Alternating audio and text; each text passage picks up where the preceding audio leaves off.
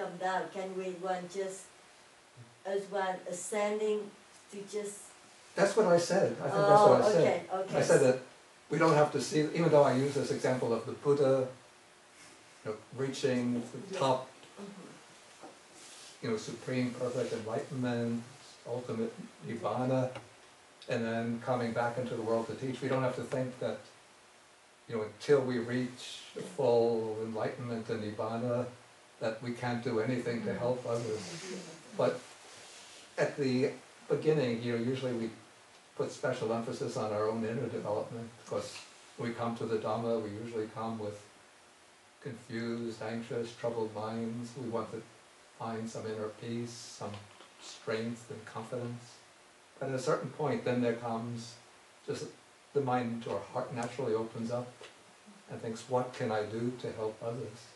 And we could consider that to be a kind of mini ascent.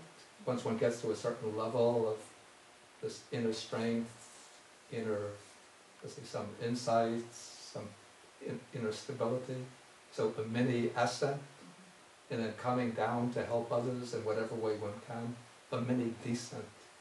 Then that will be, but at the same time that one is descending in a sense of coming down to help others, one also has to be continuing to cultivate oneself inwardly, and according to the classical model. I think for myself, whatever little experience I may have with that is might be more like a wave motion, or something, or maybe with the wavelength getting shorter, so the oscillations, not to get too. And there will be, people put emphasis on different phases at different stages, And to follow up on that model of the mini ascent and descent, I really trust that it is through that descent that we're allowed to ascend again. Exactly. So it's going to be like this, and then next time we go reach a little bit higher, to descend, and then reach a little bit higher. I think that's... Yeah, okay. Yeah, it was all the time I was thinking about that, ascending, descending. Actually, how I experienced it was a bit different. When I thought, so now the time has come to give up that secluded life and to return to the world, to start teaching, to start doing social service, I actually felt that not so many defilements were coming up anymore, and it was like I need new challenges. So now with teaching, you can observe that some people really go astray. They build up more and more mana, So if one really continues to practice, these things are triggered, subtler layers of those defilements can come up. And I never experienced that as descending. So doing this service, starting to teach, actually is another way of ascending. So I never looked at it like, it goes down or it goes in waves. Of course, sometimes defilements come up. There are challenging situations and groups which I never experienced before when I was living a more secluded life. But they come up, and I immediately attend to it, work at it, try to overcome it. So it's always on that process of ascending. Maybe using your swimming model, you're throwing It a was rope not a back. model, it was a dream actually. But you're throwing a rope back, and you're a strong enough swimmer now that people can grab the rope maybe and get a little bit of a ride.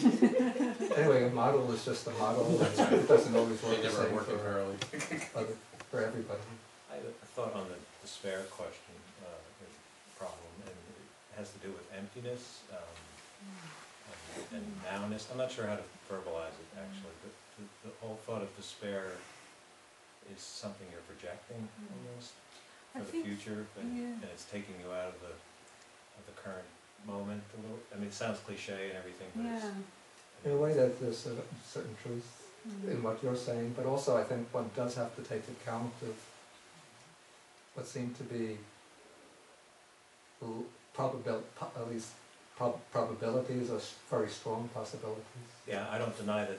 I don't deny that things would get to that state, but that's empty, really, because it's in the, it's not But now. then how do you apply that same emptiness to the anguish of animals, which I also feel very keen for? I mean, the only I thing mean, that in some ways I Yeah, can that is really, something that's happening. something I can feel, I see what you're saying, and in some ways I can feel, I can do that a little bit more than say the anguish of the ignorance that gets perpetuated, that I find despairing.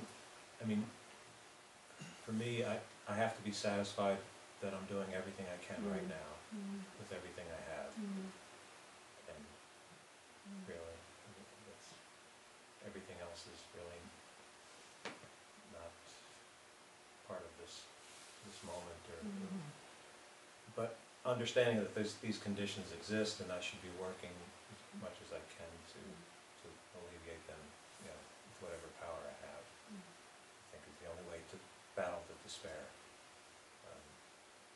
And that's my thought. Also, just to add one thing, perhaps. I mean, you mentioned joy, the third Brahma Vihara, and equanimity, the fourth. But what I actually thought is compassion should ideally be an outcome of the practice of loving kindness. And if that foundation is really strong, then one is perhaps protected to some extent.